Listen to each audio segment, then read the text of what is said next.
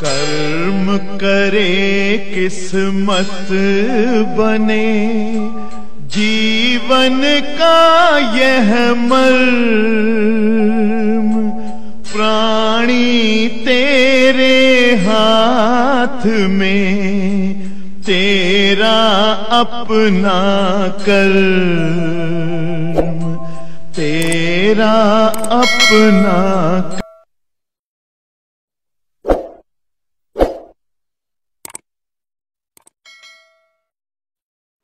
प्यारे बच्चों, आप सभी को ये सूचना ये देना चाहूंगा कि इस वर्ष 2021 और 22 का ये जो सत्र चल रहा है, इस वर्ष जो है फिजिक्स को नए तरीके से पढ़ाने के लिए मैंने 3 से 4 यूट्यूब पर ऑनलाइन की क्लास भी ऑन कर दी है, जिसे आप निःशुल्क मेरे चैनल अर्जुन स्टडी चैनल पर जा करके 3 से 4 प्रतिदिन संडे को छोड़ करके आप जो है फ्री ऑफ कास्ट क्लास ले सकते हो।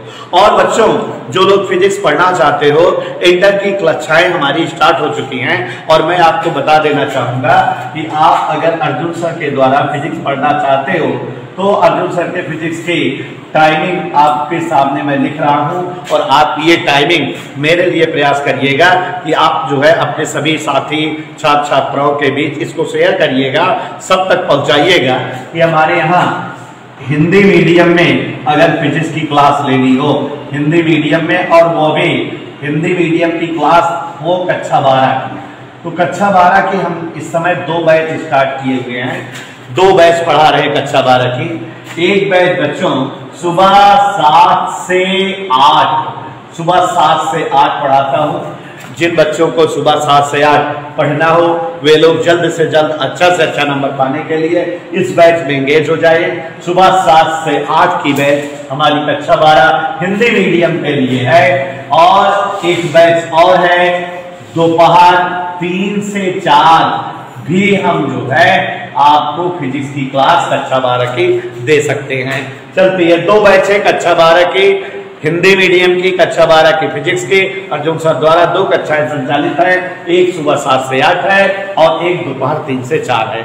और इसी प्रकार कक्षा 11 की हिंदी मीडियम की कक्षाएं प्यारे बच्चों जानते रहिए सुबह 8 से 9, सुबह 8 से 9 ये हमारी बैच है। नई बैच अभी स्टार्ट हुई है कक्षा 11 हिंदी मीडियम की, सुबह 8 से 9 चलती है। और दोपहर में यही कक्षा 11 की एक बैच हम 2 से 3 पढ़ाते हैं।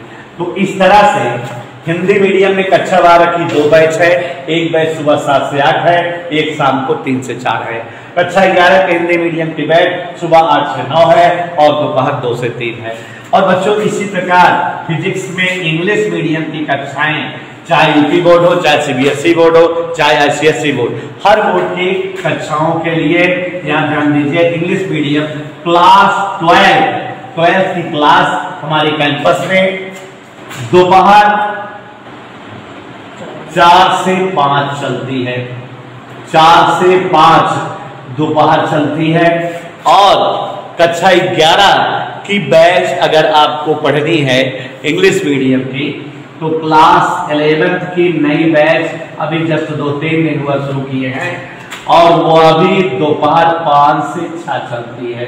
तो मैं आज आपके सम्मुख अपनी बैचों का वर्णन किया हूं कि इस टाइम ये बैच चलती हैं और इसलिए वर्णन किया हूं कि आप लोगों में से कोई ऐसा बच्चा जिसकी फिजिक्स बहुत कमजोर है वो हमसे जुड़कर अपनी फिजिक्स मजबूत कर सकता है। और कोई अन्य जानकारी लेनी हो तो आप हमारे मोबाइल नंबर 9415419806 और 6393941663 पर हमें कॉल करके हमसे जानकारी ले सकते हैं। तो इस तरह से जो है आपके सम्मुख मैंने अपनी बैचों का डिस्क्रिप्शन और अपने फोन नंबर का वर्णन भी कर दिया, तो आप मुझसे कांटेक्ट कर सकते हैं। तो ध्यान से देखिए आप सभी लोग 9415419806 6393941663 ये हमारे पर्सनल कांटेक्ट नंबर है जो हमारे पास रहते हैं। आप इन नंबरों पर फोन करके इंक्वायरी कर सकते हो। क्लास की टाइमिंग यहाँ इस तरह से लिखी हुई है। कक्षा 12 फिजिक्स सुबह 7 से 8 और दोपहर 3 से 4 है। और कक्षा 11 की फिजिक्स सुबह 8 से 9 दोपहर 2 से 3 है।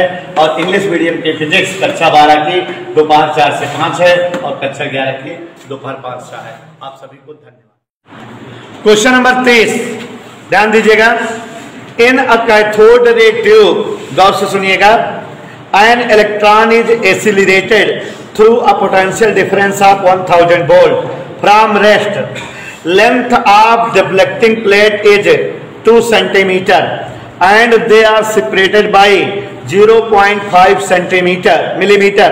Find the potential difference between the plates if the deflection of electron in electric field is 0.25 centimetre.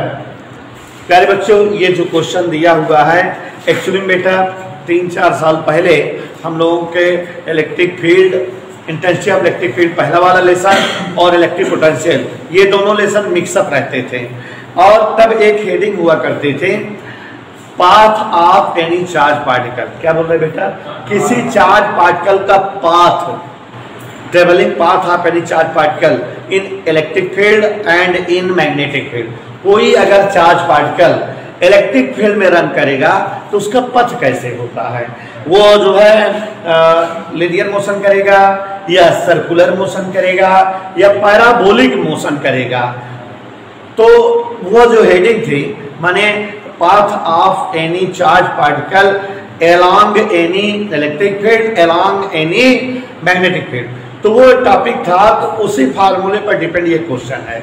चूंकि अब वो टॉपिक हमारे कोर्स से हटा दिया गया, बुक से भी हट गया 3-4 सालों से, वो एक चैप्टर भी अलग से होता था वहां से भी हट गया। केमिस्ट्री में है कि किसी चार्ज पार्टिकल का पथ जो है डिफ्लेक्ट करने के लिए आपको एक पढ़ता होता है ऑक्सीस्कोप ट्यूब, दोलनदर्शी, मतलब उसमें इलेक्ट्रॉन का मोशन दिखता है, ऊपर जा रहा है, नीचे आ रहा है, नीचे आ रहा है, तो उसमें है चार्ज पार्टिकल का पथ जानने का। तो हम यहाँ थोड़ा सा उस फार्मूले को समझा दे रहे हैं, क्योंकि वो फार्मूला अब बुक्स में भी नहीं है ना कोर्स में ही है, कहीं थोड़ा सा समझा दे रहे हैं जिससे आप क्लियरली समझ जाओ। देखो जरा, अगर बेटा हम यहाँ बोर्ड पर इलेक्ट्रिक फील्ड बनाते हैं, ठीक है, और जब बोर्ड पर इलेक्ट्रिक फील्ड माने यहाँ कोई चार्ज पार्टिकल रख दे और इसकी वजह से क्या बन गया है बेटा? Electric field. Okay, charge particle की वजह से क्या बन गया है? Electric field. अब अगर कोई अदर पार्टिकल इस फील्ड में रन करे तो वो दो तरह से रन करेगा। वो चार्ज पार्टिकल फील्ड की डायरेक्शन में रन करे। कहा बेटा?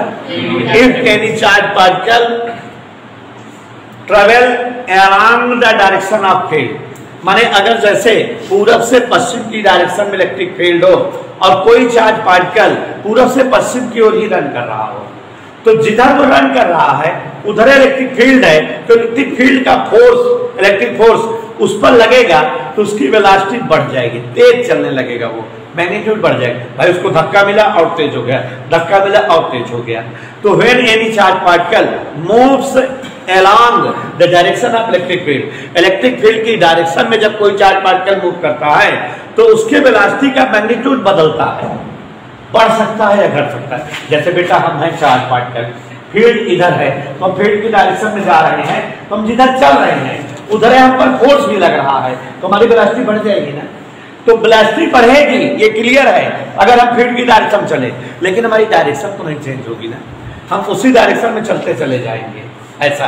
और एक और बात हो सकती है कि अगर हम means charge particle electric field की डायरेक्शन के अपोजिट डायरेक्शन में चले, means in the direction of electric field is along east to west, माने अगर जो है इलेक्ट्रिक फील्ड की डायरेक्शन पूरब से पश्चिम की ओर हो और कोई चार्ज पार्टिकल इधर आ रहा हो अपोजिट डायरेक्शन में, तो उस पर फोर्स जो है अपोजिट डायरेक्शन लग रहा है, तो उसकी वेलोसिटी का मैग्नीट्यूड क्या होगा?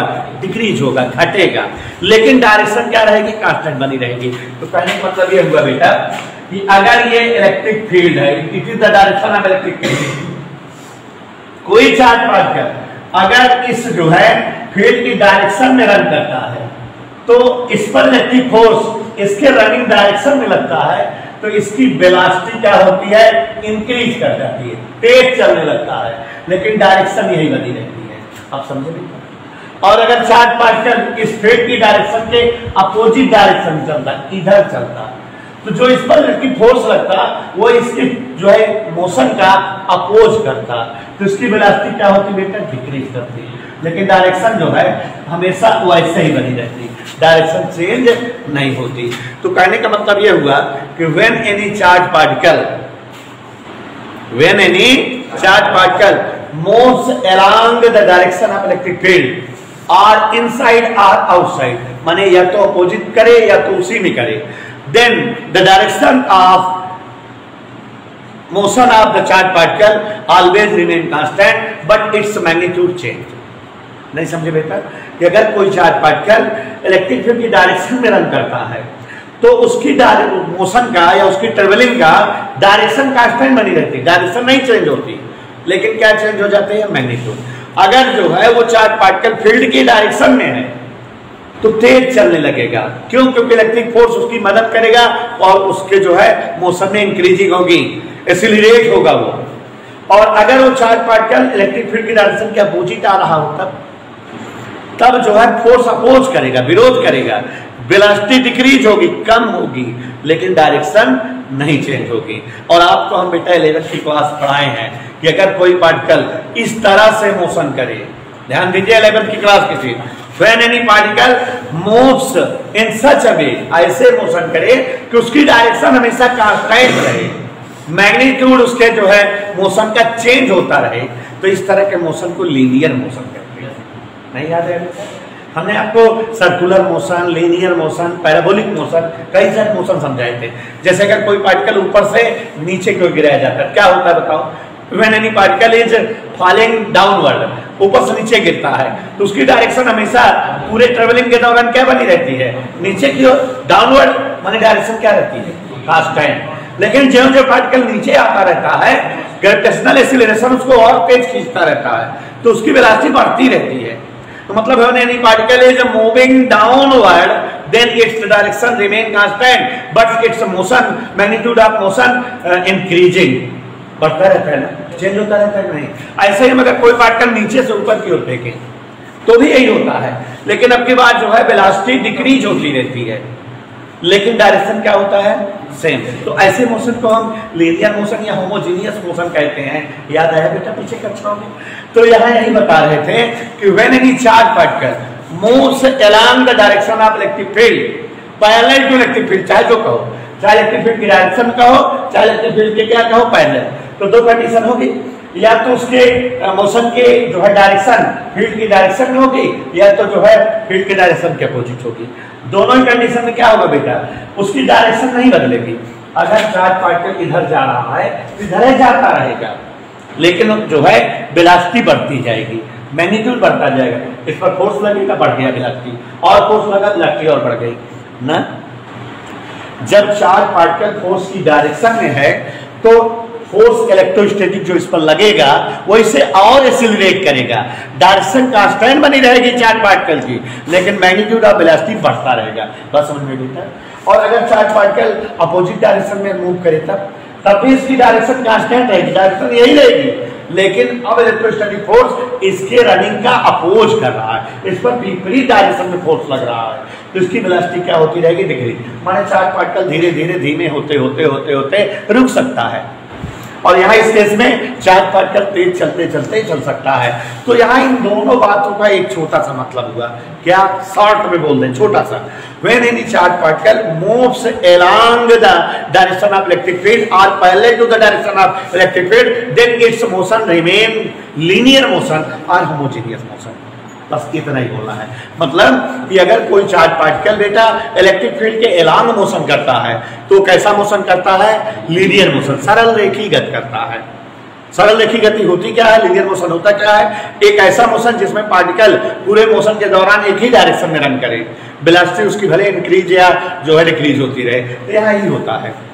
तो ये इसका पथ है, इसका चार्ज पार्टिकल का, when it is moves along the direction of electric field. एक ये है।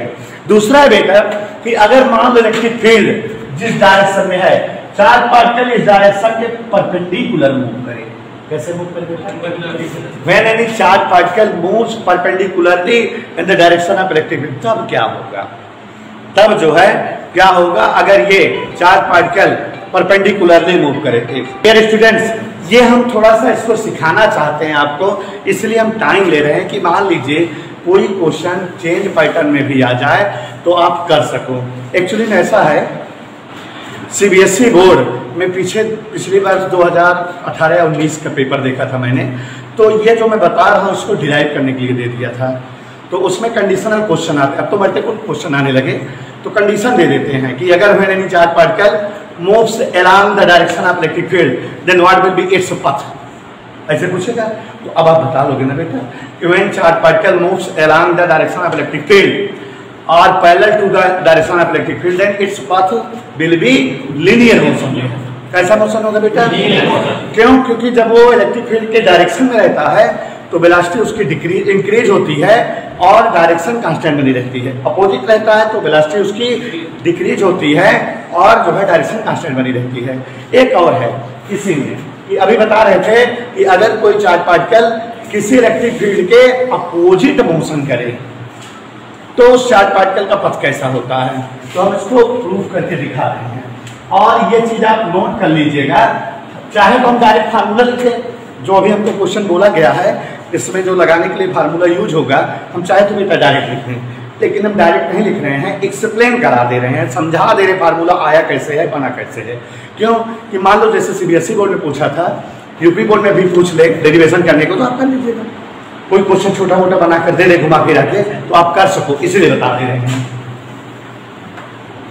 देखिए जरा, व्हेन एनी चार्ज पार्टिकल, और मजा भी आएगा, समझ भी आएगा, कठिन नहीं लगेगा, moves perpendicularly to the direction of electric field. इसका मतलब क्या हुआ बेटा कि अगर कोई चार्ज पार्टिकल इलेक्ट्रिक फील्ड की डायरेक्शन के परपेंडिकुलर डायरेक्शन में मूविंग करे, जिधर इलेक्ट्रिक फील्ड की डायरेक्शन हो उसके परपेंडिकुलर, ठीक है। तो यहां अगर सपोज करें कि ऐसे आप सभी लोग देखो, सपोज कर ले रहे हैं कि वाई एक्सिस के अलोंग इलेक्ट्रिक फील्ड है। किस एक्सिस के अलोंग? Y axis. बात समझ रहे हो बेटा? यहां जो है हम मान ले रहे हैं कि ऐसे it is the direction of electric field, ये इलेक्ट्रिक फोर्स लाइन बनाए हुए हैं। अब बेटा इलेक्ट्रिक फोर्स लाइन कैसे बनी हुई है सभी लोग देख के बताओ। वर्टिकल माने वाई एक्सिस की डायरेक्शन में है। इसका मतलब क्या है बेटा कि यहाँ जो है प्लस चार्ज है, यहाँ माइनस, यहाँ प्लस, यहाँ माइनस, यहाँ प्लस, यहाँ माइनस, प्लस माइनस, माने electric force line positive to negative जा रही है, यही ना बेटा। तो ये इलेक्ट्रिक फोर्स लाइन है और जो कि हमको जो है किसकी वैल्यू दिखा रहा है, इंटेंसिटी ऑफ इलेक्ट्रिक फील्ड की। तो इंटेंसिटी ऑफ इलेक्ट्रिक फील्ड की डायरेक्शन कैसे है? In the direction of y axis, along y axis या वर्टिकल डायरेक्शन में है। तो इलेक्ट्रिक फील्ड इस तरह से बेटा। अब अगर हम कोई चार्ज पार्टिकल मूव कराएं तो इसके परपेंडिकुलर मतलब मान लेते हैं कोई चार्ज पार्टिकल जो है, late us suppose that any charge particle is moving along x axis. किसके along रन कर रहा है बेटा? कोई चार्ज पार्टिकल किसके along रन कर रहा है? तो इसका मतलब वो परपेंडिकुलर रन कर रहा है। Suppose any charge particle is moving with velocity v and particle mass is m and charge e, कोई इलेक्ट्रॉन ले लिए हैं, वो जो है अगर यह डाटा क्यों लिखते तब भी कोई दिक्कत नहीं है। कोई चार्ज पार्टिकल जो है कैसे मूव कर रहा है बेटा? एक्स एक्सिस के अलोंग ऐसे मूविंग कर रहा है। पक्का? इलेक्ट्रिक फील्ड किस डायरेक्शन में है?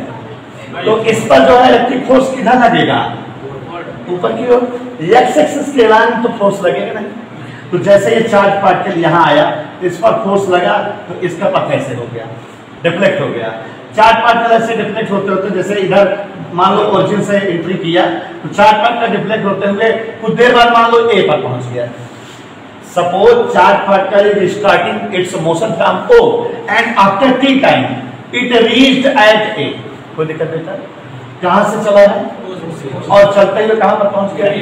ये मालूम नहीं कैसे पथ पर चल रहा है, हमको पता ही नहीं है किस पथ चल रहा है, लेकिन हम जान रहे हैं कि अगर चार्ज पार्टिकल एक्स एक्सिस के अलोंग चल रहा है तो इसको फोर्स के कारण रिफ्लेक्शन अपवर्ड होगा, तो ऊपर की ओर भागते भागते कहां पर पहुंच गया? ए पर। और ए पर जो है अगर इसका कोऑर्डिनेट हम एक्स से कम वाई समझे तो इसका मतलब इसका वर्टिकल डिस्प्लेसमेंट फिगर देख के बताओ कितना हुआ? वाई। और हॉरिजॉन्टल डिस्प्लेसमेंट कितना हुआ बेटा? बस समझ में। फिगर देखो जरा, चूंकि हमको बेटा बहुत डिटेल में नहीं बताना है, शायद हम समझाना चाहते हैं। Let us suppose that there is an electric field of intensity vector E but in the direction of y axis. y axis की डायरेक्शन में इलेक्ट्रिक फील्ड है and any charge particle is moving with velocity v having mass m charge E from O along x axis. After T time if this charge particle comes at t time में कहां पर पहुंच गया बेटा? ए पर पहुंच गया। इसका कोऑर्डिनेट कितना मान लिया हम? तो इसका मतलब x is the horizontal displacement and y will be vertical displacement. Horizontal displacement को कवर करने का टाइम पता करना चाहें कि कितने टाइम में यह दूरी कवर हुई। टाइम इक्वल स्पीड अपॉन नहीं डिस्टेंस अपॉन स्पीड, यही होता है ना, डिस्टेंस अपॉन स्पीड का मतलब टाइम। तो डिस्टेंस कितनी है, स्पीड कितनी है, माने इतने टाइम में यहां से यहां तक आया बेटा, बात समझ में आई। और ये कौन सा मोशन है? वर्टिकल मोशन के लिए वर्टिकल डिस्प्लेसमेंट अगर y जानना चाहे तो चूंकि इस पर अब फोर्स लगने लगा तो ये जो मोशन कर रहा है लीनियर मोशन होगा और तब इसको मोशन के इक्वेशन से सॉल्व करेंगे। मोशन के 3 इक्वेशन होते हैं, v equal u plus at, s equal ud plus r at square, ऐसे। तो ये कौन सा डिस्प्लेसमेंट है? वर्टिकल डिस्प्लेसमेंट है ना। तो वर्टिकल डिस्प्लेसमेंट के लिए s बराबर ut plus r at square, s की जगह हम क्या लिखेंगे? बात समझ में आई बेटा? y s y हो गया क्योंकि वर्टिकल डिस्प्लेसमेंट y दिख रहा है। फिर उसके बाद क्या लिखा जाता है? u into T. s बराबर ये फार्मूला होता है ना, याद करो, s equal ut plus r at square होता है कि नहीं? याद आया बेटा? तो s equal ut plus r at square का जब यूज करेंगे तो यहाँ ut वर्टिकल तो मोशन कर नहीं रहा है, पार्टिकल पार्टिकल कैसे मोशन कर रहा है? हॉरिजॉन्टल कर रहा है कि वर्टिकल कर रहा है? तो इसका वर्टिकल मोशन क्या है? वर्टिकल वेलोसिटी क्या है बेटा? 0। और टाइम कितना है ये निकाल चुके हैं, प्लस हाफ a टाइम का स्क्वायर। कोई डिस्टर्बेंस किसी को बेटा? आगे बढ़े बेटा। y equal half a x square upon u square. और आगे देखो y इक्वल हाफ a का मतलब फोर्स अपॉन मास। क्यों? यह इक्वल यानी होता है, यह इक्वल क्या है? तो फोर्स अपॉन मास, फोर्स कितना लगेगा इस पर? क्यू ई, माने यहां अगर इलेक्ट्रॉन है तो e e upon m into x square upon b square. ये इसके डिस्प्लेसमेंट का जो है इक्वेशन आ गया। और इस इक्वेशन को गौर से देखो, ये इक्वेशन 2 वेरिएबल में है, x और y में, और x की डबल घात है और y की सिंगल घात है। आपको जो है 11 की क्लास पढ़ाए हैं कि अगर कभी कोई ऐसा इक्वेशन बने जो 2 वेरिएबल में हो, एक की 2 पावर हो, एक की 1 पावर हो, तो इसे पैराबोलिक इक्वेशन कहते हैं। इट शोज इलेक्ट्रॉन का या चार्ज पार्टिकल का पथ कैसा होगा? पैराबोलिक। तो मींस हम ये क्लियर कर गए कि जब कोई चार्ज पार्टिकल मोशन करता हो, ट्रेवल करता हो along axis of the electric field, then its motion will be linear. तब उसका मोशन कैसा होगा? और अगर कोई charge particle perpendicular to the direction of electric field motion करे तो उसका पथ कैसा होगा? पैराबोलिक। समझ में आया बेटा? ये भी समझ में आया? हमको इसी फार्मूले का रिक्वायर्ड पड़ती है तो हमारा क्वेश्चन सॉल्व होगा। तो अब यहाँ डायरेक्ट फार्मूला डिराइव करके दिखा दिए, कोई दिक्कत बेटा? समझ में आया? अब हम इस फार्मूले को कहीं लिख दे रहे हैं और आपको याद रहे, याद आप कर लीजिएगा। डेरिवेशन सरल है, तो नहीं है तो याद रहे। आप जो है अगर ध्यान दे रहे हो तो पैराबोला वाला डेरिवेशन भी इसी तरह से था। दिखाओ पैराबोलिक पथ जो है होता है, जो मोशन वाला दिखाए थे आपको 11 की क्लास में, इसी तरह से उसका भी डेरिवेशन था। ध्यान दीजिएगा क्या डेरिवेशन आया था, अभी देखिए बताओ।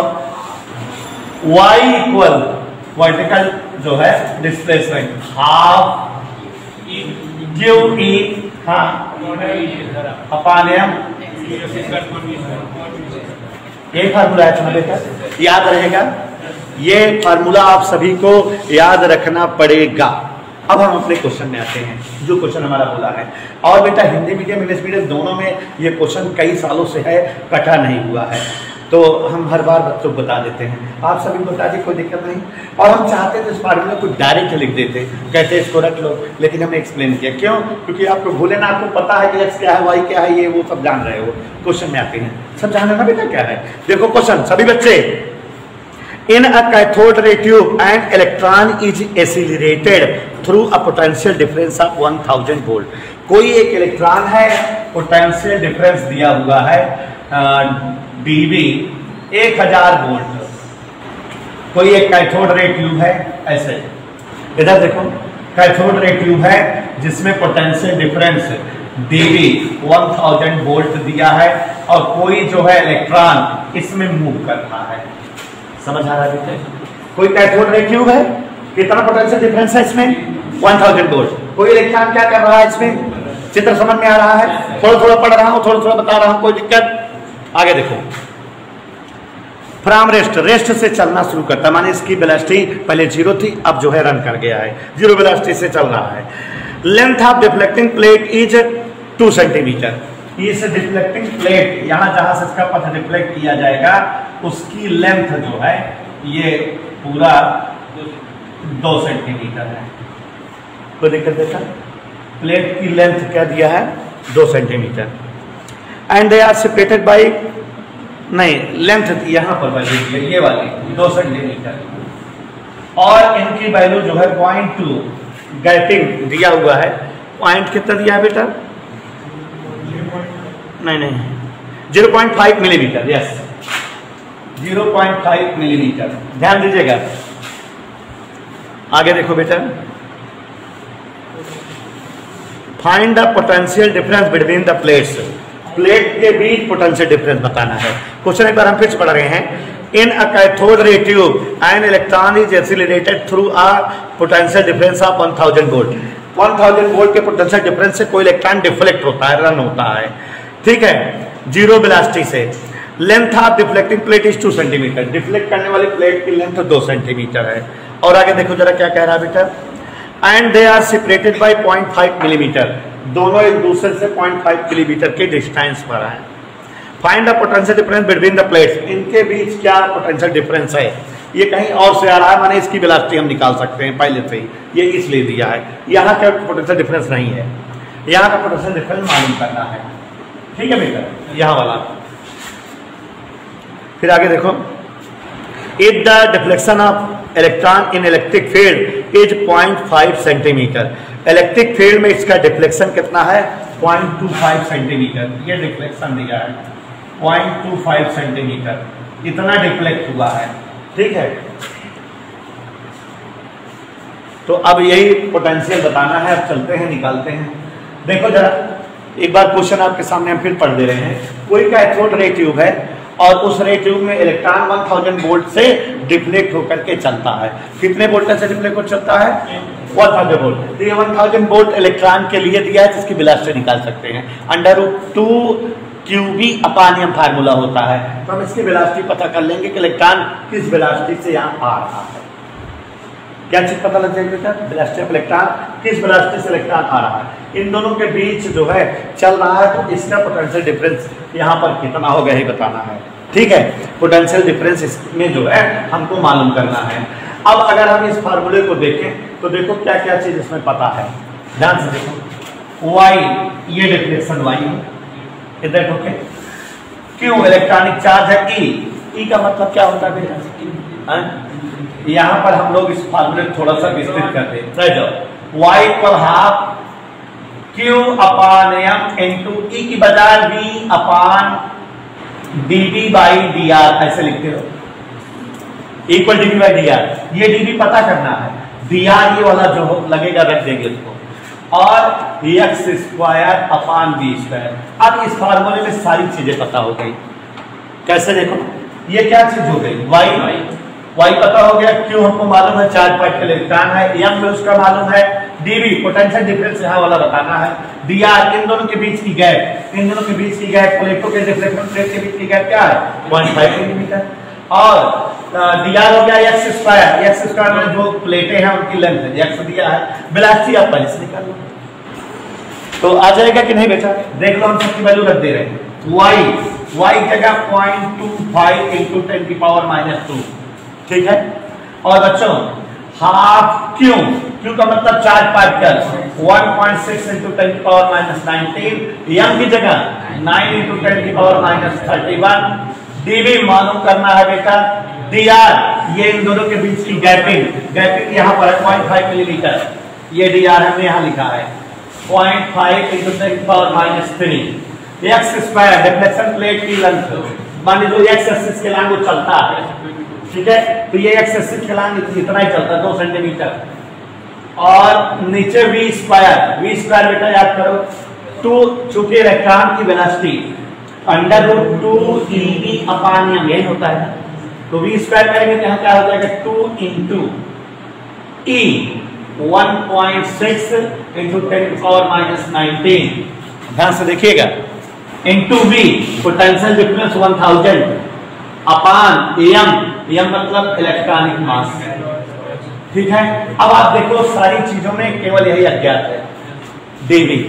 ये यहां से ये कट जाएगा बेटा और यहां से ये कट जाएगा, साथ कर लोगे आ जाएगा। कोई doubt? Question number 31, radius of metal sphere is 1 centimetre. Metallic sphere की रेडियस दिया हुआ है। What will be its electric potential when 1 coulomb charge given to it. तो देखो बेटा, अब क्वेश्चन छोटे छोटे हैं, ध्यान दीजिएगा, सभी लोग हमारे साथ ध्यान दीजिएगा। Radius of metal sphere is 1 centimetre. Metallic sphere की रेडियस 1 सेंटीमीटर। Anybody problem? आगे देखिए, what will be its electric potential when 1 coulomb charge given to it. इसे 1 कूलम का चार्ज दिया गया और इसका इलेक्ट्रिक पोटेंशियल बताना है। Electric potential formula 9 × 10⁻9 Q/R। Value put कर दो, 9 × 10⁻9 Q की जगह 1, R की जगह 1 × 10⁻2। When you solve it, it becomes 9 × 10⁻11 volt. Question number 32. 2.4 × 10⁻9 coulomb charge is given to a hollow metallic sphere of diameter 12 centimeter. What is the electric potential at the surface of a sphere? Very easy. 2.4 × 10⁻9 coulomb. 2.4 × 10⁻9 coulomb. It is the amount of charge. बेटा दिया हुआ है उस sphere का diameter 12 centimetre है, तो radius क्या होगी 6। पोटेंशियल क्या होगा 9 × 10⁻9 Q/R। साल्वेट 6×24 360 वोल्ट लगभग। Question number 33, electric field intensity at distance 20 semi from center of a conducting sphere of radius 10 centimeter is 1.5 × 10⁻³ Newton per coulomb. Calculate electric potential at the point and charge on sphere. देखो बेटा, question number 33 बहुत ही प्यारा question है, हम आपके सामने पढ़ते हैं और सुनिएगा। कह रहा है electric field intensity at distance 20 centimetre from the centre of conducting sphere of radius 10 centimetre. कह रहा है कि 10 सेंटीमीटर रेडियस दिया हुआ है, 10 सेंटीमीटर रेडियस, 10 सेंटीमीटर रेडियस का कोई एक स्फीयर है। क्या है बेटा 10 सेंटीमीटर रेडियस का कोई एक स्फीयर है और इसके जो है सेंटर से 20 सेंटीमीटर की डिस्टेंस पर, ये बेटा इसका रेडियस है और 20 सेंटीमीटर मतलब यहाँ कोई बाहर पॉइंट आ गया, पॉइंट P आ गया, ये R है। एनी डाउट बेटा? ध्यान से देखो, 10 सेंटीमीटर रेडियस का कोई एक स्फीयर है, इसके सेंटर से 20 सेंटीमीटर की डिस्टेंस पर इलेक्ट्रिक फील्ड, कितने डिस्टेंस पर 20 सेंटीमीटर की डिस्टेंस पर इलेक्ट्रिक फील्ड 1.5 × 10⁻³ कितना है बेटा, इतना है। ये अमाउंट ऑफ इलेक्ट्रिक फील्ड है और ये पॉइंट निश्चित तौर पे बाहर है। कैसे जाने? क्योंकि 10 रेडियस है, ये तो कह रहा 20 पर, तो मतलब बाहर हो गया, पॉइंट बाहर है। Calculate electric potential at that point. इस पॉइंट पर इलेक्ट्रिक पोटेंशियल बताना है, यहाँ पर आपको पोटेंशियल बताना है बेटा और अमाउंट ऑफ चार्ज बताना है।